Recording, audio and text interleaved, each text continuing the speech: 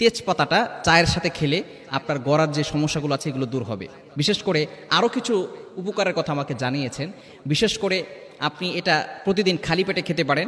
তেজপাতাটাকে কিভাবে খাবেন আমি সেটা বলে দিচ্ছি, তারপরে কী কী উপকার হবে সেটা বলে দিচ্ছি। প্রথমে আমি বলবো যে কি কি উপকার হবে। নাম্বার ওয়ান, এক নাম্বার হচ্ছে হৃদরোগের ঝুঁকি কমে যাবে। বিভিন্ন মানুষের হৃদরোগ হয়, হৃদরোগের যে ঝুঁকি সেটা কমে যাবে। দ্বিতীয় নাম্বার হচ্ছে রোগ প্রতিরোধ ক্ষমতা বাড়ায়। এই যে তেজপাতার ভিতরে আল্লাহ পাক রব্বুল আলামিন যে গাছ দিয়েছেন, এই গাছের ভিতরে অনেক শেফা রয়েছে। আল্লাহ পাক রব্বুল আলামিনের প্রদত্ত সম্পদ, এই সম্পদের ভিতরে কিন্তু অনেক শেফা রয়েছে। আল্লাহ পাক রব্বুল আলামিন নিজে কিন্তু শেফা দিয়ে দিয়েছেন। সুতরাং এক নাম্বার হচ্ছে হৃদরোগের ঝুঁকি কমে। দ্বিতীয় নাম্বার হচ্ছে কি বলেন তো, রোগ প্রতিরোধ ক্ষমতা বাড়ায়। তৃতীয় নাম্বার হচ্ছে ক্যান্সার দূর করতে ভীষণ উপকারী হয়। এবং চার নাম্বার হচ্ছে কুষ্ঠকাঠিন্য যে রোগগুলো আছে এগুলো থেকে হজম শক্তি এগুলো বাড়ায় এবং কুষ্ঠকাঠিন্য থেকে আল্লাহ পাক রব্বুল আলামিন হেফাজত করেন।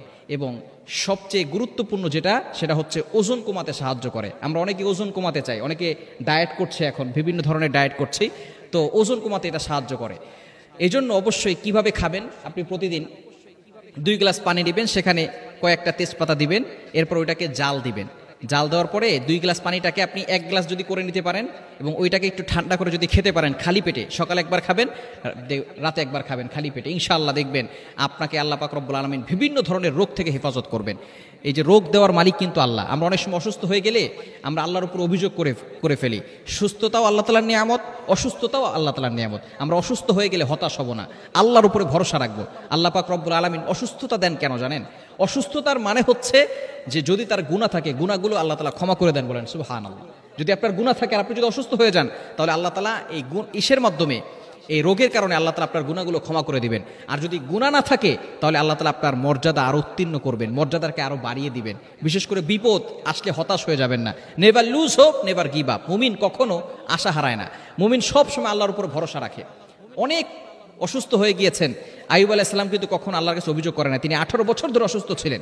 আল্লাহ তাআলা পবিত্র কোরআনুল কারীমের ভিতরে তিনি একটা দোয়া করেছিলেন, সেই দোয়াটার কথা আল্লাহ তাআলা পবিত্র কোরআনুল কারীমের ভিতরে নিজেই বলে দিয়েছেন। আপনি পবিত্র কোরআনুল কারীম খুলেন 17 নম্বর পারার 8 নম্বর পৃষ্ঠার 2-3 নম্বর লাইনগুলোতে, সূরাতুল আম্বিয়ার 83 নম্বর আয়াতে খুবই চমৎকার একটি দোয়া আইয়ুব আলাইহিস সালাম করেছিলেন। তিনি হতাশ হন নাই, তিনি আল্লাহকে অভিযোগ করেন, আল্লাহ আমি অসুস্থ হয়ে গিয়েছি, আমাকে তুমি সুস্থতার নিয়ামত দান করো। তিনি এটাও বলেন নাই, তিনি শুধু বলেছেন রব্বি আন্নী মাসসানিয়া দুররু ওয়া আনতা আরহামুর রাহিমিন, সূরা আম্বিয়ার 83 নম্বর আয়াত। খুবই চমৎকার দোয়া করেছেন, আল্লাহ আমি তো বিপদে পড়ে গিয়েছি, আল্লাহ তুমি আমাকে, তুমি তো রহমান, তুমি তো রহিম, এতটুকু শুধু বলেছেন। আল্লাহ আমি তো বিপদে পড়েছি, তুমি রহমান, তুমি রহিম।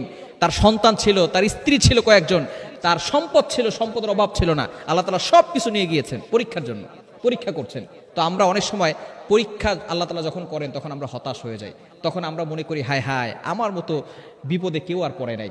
তো বিপদে যখন আপনি পড়েছেন তার মানে আল্লাহ তাআলা আপনাকে ফোকাস করেছেন, এত হাজার হাজার কোটি কোটি মানুষের ভিতরে আল্লাহ তাআলা আপনার দিকে তাকিয়েছেন, আল্লাহ তাআলা বিপদ দিয়ে আপনাকে পরীক্ষা করছেন। সুতরাং হতাশ হবেন না, বিপদে পড়লে আপনি আল্লাহর উপর ভরসা রাখবেন। সুতরাং এই তেজপাতার পানিটা খাবেন, ইনশাআল্লাহ বিভিন্ন ধরনের রোগ প্রতিরোধ ক্ষমতা থেকে আল্লাহ তাআলা হেফাজত করবেন, রোগ প্রতিরোধ ক্ষমতা বাড়বে এবং বিভিন্ন ধরনের রোগ থেকে আপনি হেফাজত থাকতে পারবেন। সকাল এবং বিকালে খালি পেটে আপনি তেজপাতা এটা পানি দিয়ে গরম করে এরপরে ওই পানিটা ইনশাআল্লাহ খালি পেটে খাবেন। আল্লাহ পাক রব্বুল আলামিন বিভিন্ন ধরনের রোগ থেকে হেফাজত